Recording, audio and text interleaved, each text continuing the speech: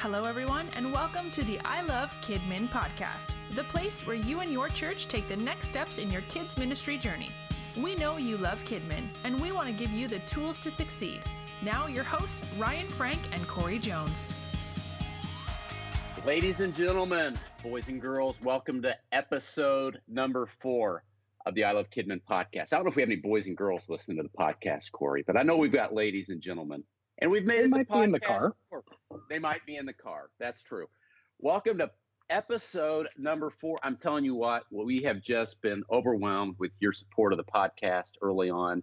Thank you for listening. Thank you for sharing it with your volunteers and other ministry leaders that you know. I'm telling you what, that has been oxygen and fuel to Corey and I as we are preparing more podcasts. Just hearing your support and how you're sharing the podcast. So thank you, thank you, thank you.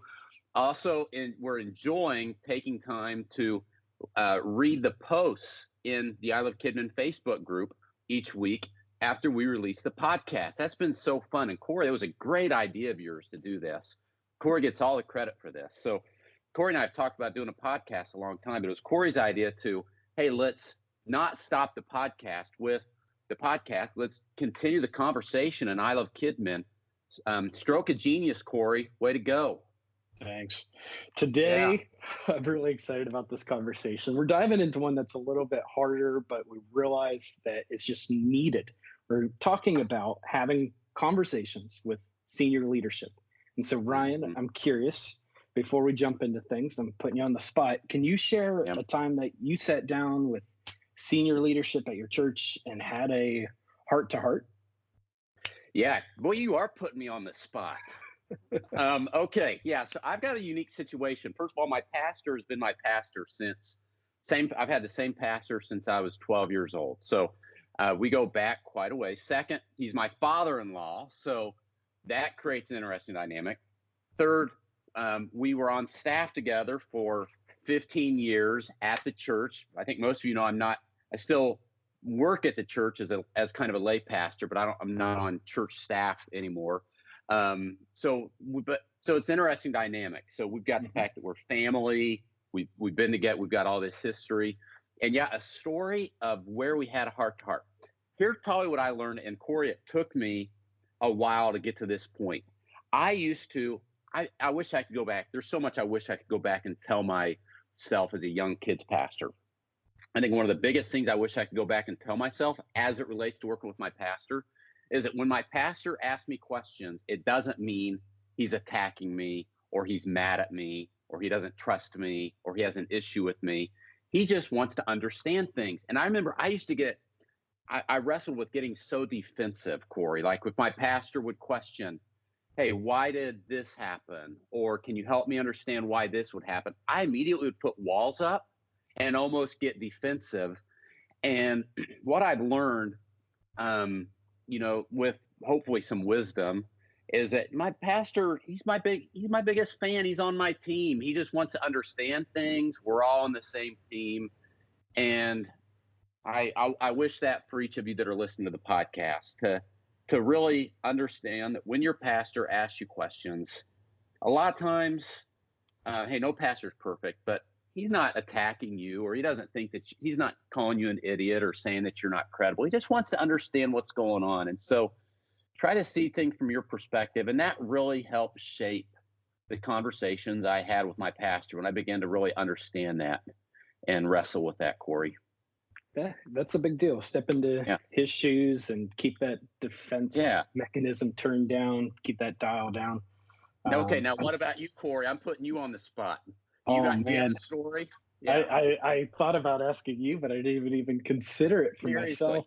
Yeah, man, I think for me, when I'm having a conversation with my pastor, I have to realize we're very, very different. And so, he is just extrovert people and passion and vision. I am stats and numbers and that side of stuff. So I have to speak his language and come at him speaking him. I wouldn't go to somebody who speaks Spanish and just speak English. I'd have to figure out how to speak his language. So I have to understand. I can't go and share 30% of the room is blah blah blah blah blah. I have to talk about Jeff and how Jeff feels when he's in that room. It's the same topic that I'm talking about. I just have to approach it from his way. So that's been very helpful for our relationship when I just speak his language. I love it. Good stuff. All right. So Ryan, who do we get to thank this week for making this possible? We're coming back to Kidmin Nation MegaCon, who is sponsoring this second episode back-to-back, episode 4, but they were our sponsor last week. If you are looking for a great conference to attend in the next 12 months, you owe it to yourself to check out Kidmin Nation MegaCon. Now, there are a lot of great conferences I go out there. I go to a lot of them, and they're good. But we're a little partial to MegaCon because it's our conference. It's pretty cool. I don't know, maybe you're listening to the podcast and you've heard of me talk about MegaCon, but you've never really done research on it. Go to kidminnation.com. It's very affordable.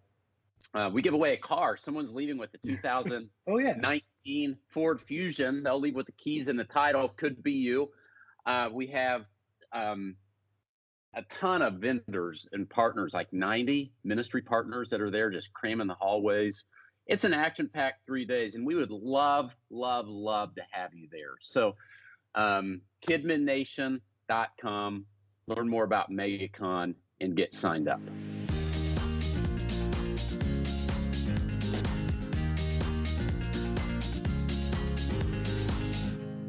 Okay, Corey, one of my favorite things in the podcast is when we talk about some of our favorite things.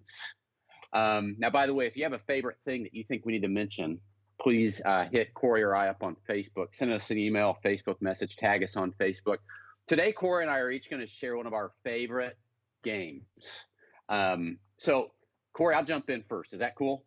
Yeah, go for it. All right. I got this. This is not an original game to me. I learned this game from John Tash.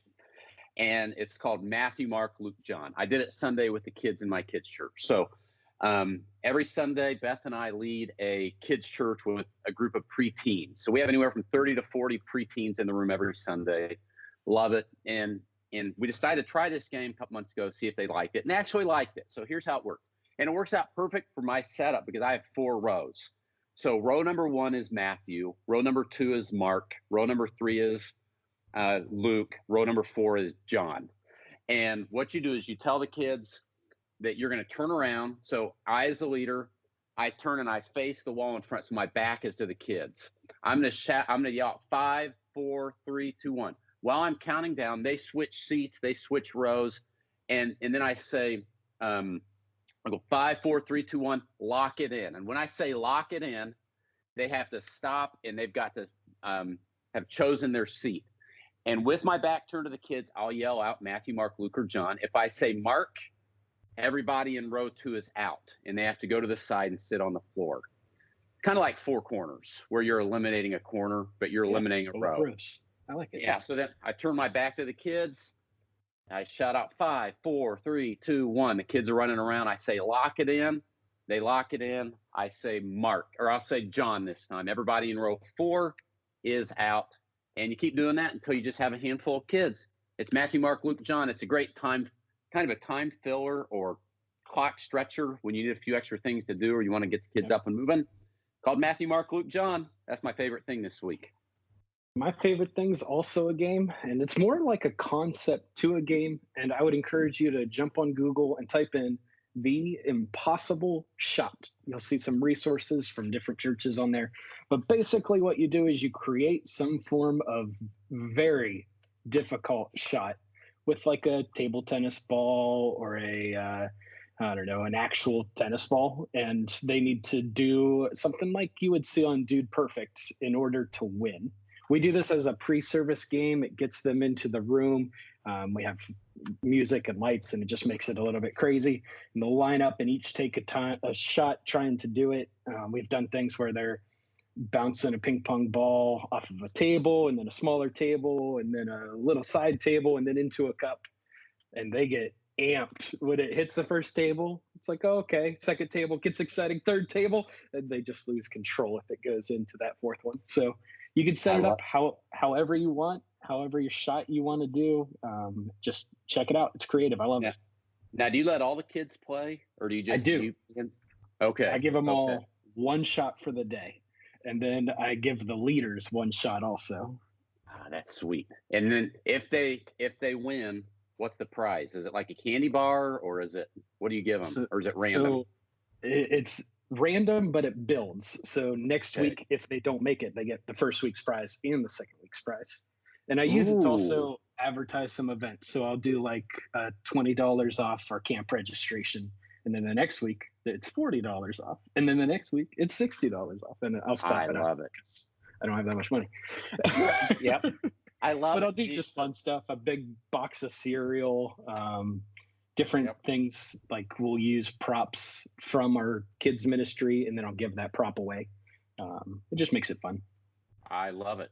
I'm going to use that this Sunday. I'll let you know how it goes. Great idea, Corey.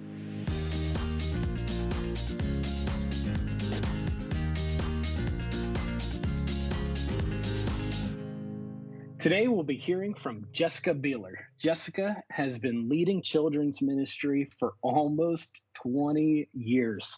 She's a mother of four, a published author of the book Don't Quit, The Best Things in Ministry Come Over Time, and she's the host of the Women's Leadership Workshop podcast.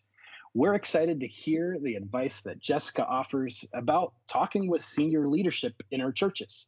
So let's turn things over to this week's expert guide.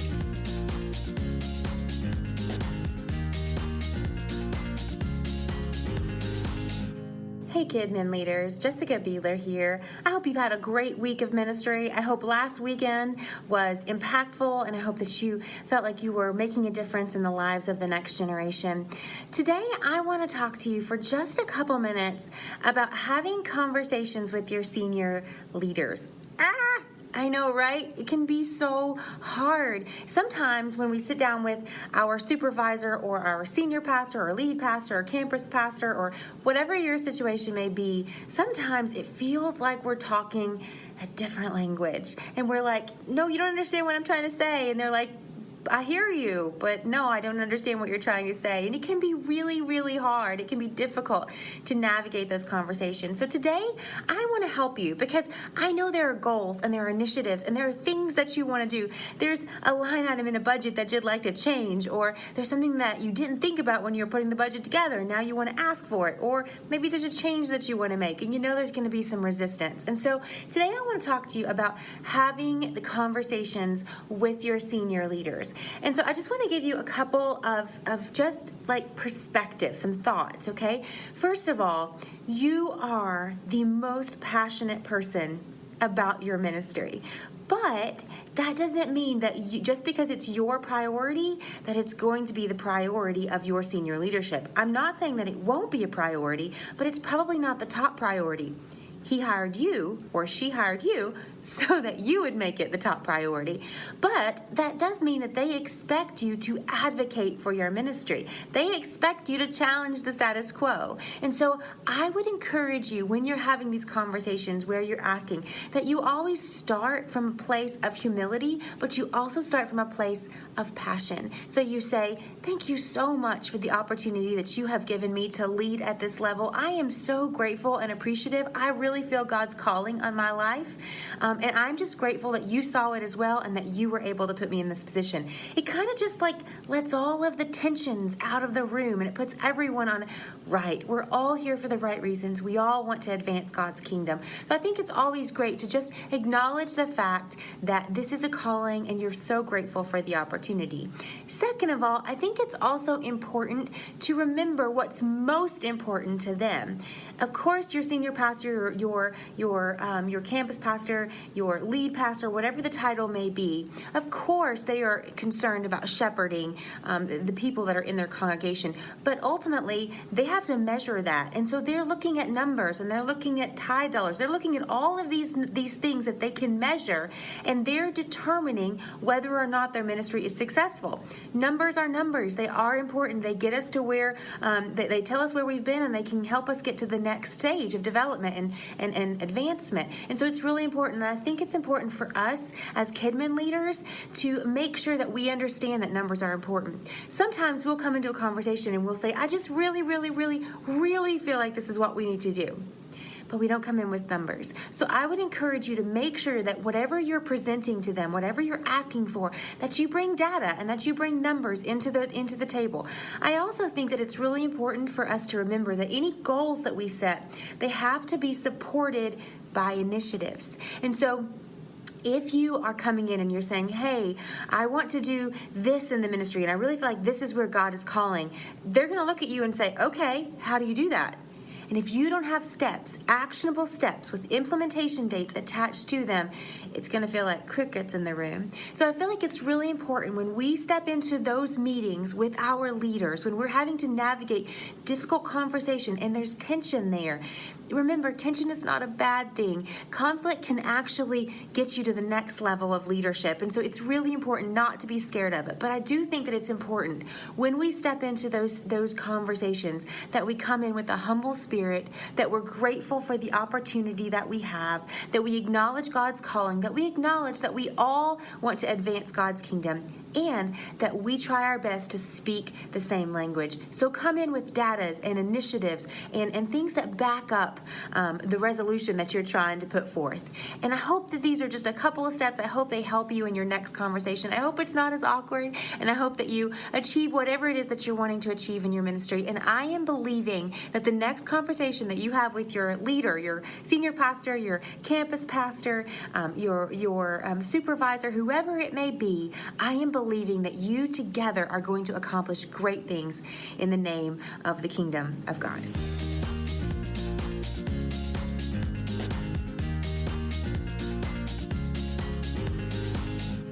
Hey, thank you, Jessica. Wow, wasn't that good? I'm telling you, having conversations with your pastor, with your senior leadership is so important to getting things done. I love how Jessica challenged us to start in the place of humility and the place of passion. To be an advocate for the kids ministry, we can't just keep quiet, right? But we also can't be a bulldozer. Humility and passion is such a great pairing. I love that. And Ryan, you know me, you know that I love hearing Jessica talk about bringing the data and the numbers. These measurements, they're often important when you're making a big decision. And so when we're trying to make a big ask, remember, bring some data and don't just share feelings and how your gut speaks, but remember both are important. Mm-hmm. That's good stuff. So here's today's challenge. Share a prayer request that you have revolving around your senior leadership. We want you to do this in the I Love Kidmin Facebook group. You'll find a post there. If you can't find it, you can search the Facebook group. Just search for episode 4 of the I Love Kidmin podcast. You'll see it. Maybe you need prayer for an upcoming big conversation that you're going to have with your pastor. Maybe you need prayer for God to give you a vision to aim for. Maybe your relationship with senior leadership isn't as healthy as it needs to be, and you need prayer to mend something there.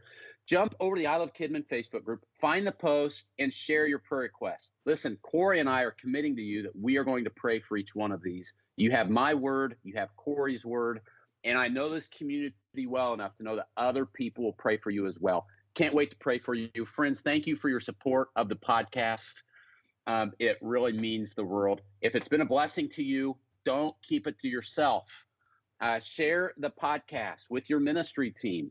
I believe volunteers would benefit from this.